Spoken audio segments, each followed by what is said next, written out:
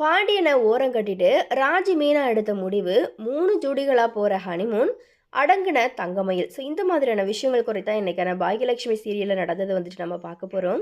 So அந்த வகையில் கதிருக்கு எப்படியாச்சும் தன்னால் முடிஞ்ச உதவியை பண்ணணும் அப்படிங்கிற மாதிரியா ராஜி பார்த்தீங்கன்னா முடிவெடுத்துட்டாங்க.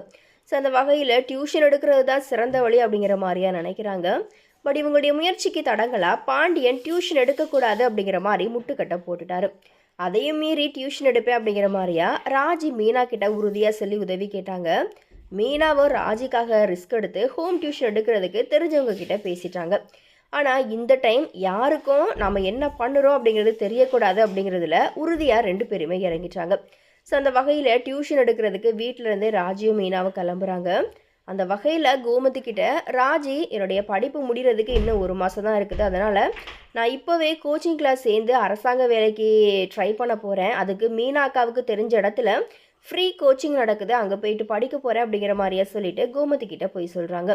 கோமதியும் சரி அப்படிங்கிற மாதிரியா சொன்ன நிலையில் தங்கமயில் 2 பேரும் எங்கே போகிறீங்க அப்படிங்கிற மாதிரி கேட்குறாங்க. அதுக்கு ராஜி கோச்சிங் கிளாஸ் போகிறோம் அப்படிங்கிற மாதிரியா சொல்கிறாங்க. உடனே தங்கமயில் எந்த இடத்துல இருக்குது, எப்போ வருவீங்க, எவ்வளோ நேரம் ஆகும், இந்த மாதிரி கேள்வி மேலே கேள்வி கேட்க ஆரம்பிச்சிட்டாங்க. உடனே மீனா தங்கமயிலோட வாயை அடைக்கிற விதமாக, ஏன் அக்கா நீங்களும் வரீங்களா, உங்களுக்கு ஆர்வம் இருக்குதா, அப்படின்னா நீங்களும் எங்களோட வாங்க அப்படிங்கிற மாதிரி கூப்பிட ஆரம்பிச்சிட்டாங்க. இதை கேட்டதும் தங்கமயில் பார்த்தீங்கன்னா அப்படியே ஷாக் ஆயிட்டாங்க. ஏன் அப்படின்னா எந்தவித படிப்பறிவுமே இல்லாமல் இருக்கிற தங்கமயிலுக்கு இந்த மாதிரியான விஷயம் பார்த்தீங்கன்னா ஒரு 8வது தூரத்தில் தான் இருக்குது. அதனால் மீனா இந்த மாதிரி கூப்பிட்டதும் அடங்கி போன தங்கமயில் அடுப்பங்கரையில் எனக்கு வேலை இருக்குது அப்படிங்கிற மாதிரியா சொல்லி எஸ்கேப் ஆகிட்டாங்க. உடனே மீனா என்ற ராஜி வெளியே டியூஷன் எடுக்கிறதுக்காக போய்கிட்டு இருக்கிறாங்க.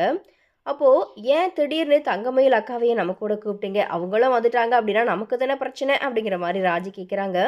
அதுக்கு மீனா எனக்கு அவங்கள பற்றி தெரியும், இந்த மாதிரி ஒரு விஷயத்தை வச்சு பேச்சை எடுத்தோம் அப்படின்னா அவங்க கொஞ்சம் அடங்கி போகிறாங்க, அதனால தான் அவங்க வாயை அடைக்கிறதுக்காக நான் சும்மா போட்டு வாங்கினேன் அப்படிங்கிற மாதிரியா மீனா ராஜி கிட்டே சொல்கிறாங்க.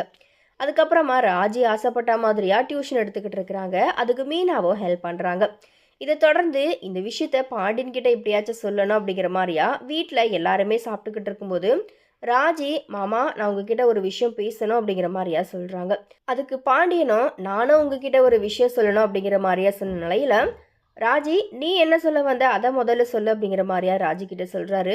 உடனே ராஜி என்னோட படிப்பு முடிய போகுது, அதனால் நான் அரசாங்க வேலையில் சேர்றதுக்காக இப்போத்துலேருந்தே நான் கோச்சிங் கிளாஸ் போகிறதுக்கு விசாரிச்சுட்டு வந்திருக்கேன். மீனா அக்கா போன அதே கோச்சிங் கிளாஸ் தான் ஃப்ரீயாக நடக்குது, நானும் போயிட்டு அங்கே படிக்கலாமா அப்படிங்கிற மாதிரியா பாண்டியன் கிட்ட போய் சொல்லி பெர்மிஷன் கேட்குறாங்க. உடனே பாண்டியனும் நல்ல விஷயம் தானே நீ படி அப்படிங்கிற மாதிரியா ராஜிக்கு சம்மதம் கொடுத்துட்றாரு. இதை தொடர்ந்து பாண்டியன் சொல்ல போகிற விஷயம் என்ன அப்படின்னா செந்தில், கதிரன், சரவணன் இந்த மாதிரி எல்லாருமே 3 நாள் லீவ் போட்டுக்கிட்டு பொண்டாட்டிகளை கூப்பிட்டுக்கிட்டு ஹனிமூன் போயிட்டு வாங்க அப்படிங்கிற மாதிரி சொல்கிறாரு. இதை கேட்டு ஒவ்வொருத்தங்களுமே அதிர்ச்சியிலையும் சந்தோஷத்துலையும் இருக்கிறாங்க. அதை விட சரவணன் முகத்துலையும் பார்த்தீங்கன்னா ரொம்பவே சந்தோஷம் வர ஆரம்பிச்சிருச்சு. ஆனால் ராஜியன் கதிருக்கு மட்டும் ஏதோ ஒரு நெருடலாக விஷயங்கள் இருக்கிறது போல தெரியுது. இது எல்லாத்தையும் விட தங்கமயில் இந்த விஷயத்தை கேட்டதும் அப்படியே ஆடி போயிட்டாங்க. ஏன் அப்படின்னா தனியாக போய் சரவணனை கைவசம் வச்சுக்கணும் அப்படிங்கிற மாதிரியா குடும்பத்தோட பிளான் பண்ணியிருந்தாங்க. அது எதுவுமே நடக்காது அப்படிங்கிறதுக்கு ஏற்ப இப்போ அதிர்ச்சியில் தங்கமயில் நிற்கிறாங்க. கடைசியில் கோமதி ஆசைப்பட்ட மாதிரியா 3 மகன்களும் தன்னுடைய பொண்டாட்டிகளோட சந்தோஷமாக ஹனிமூன் போகிறாங்க. அதோட ராஜி நினச்சபடியே பாண்டியனை ஓரம் கட்டிட்டு மீனா உதவியோட டியூஷன் எடுக்க ஆரம்பிச்சிட்டாங்க. ஸோ எனிவே இது குறித்த உங்களுடைய கருத்துக்கள் என்ன அப்படிங்கிறத மறக்காம கமெண்ட்டில் ஷேர் பண்ணுங்கள்.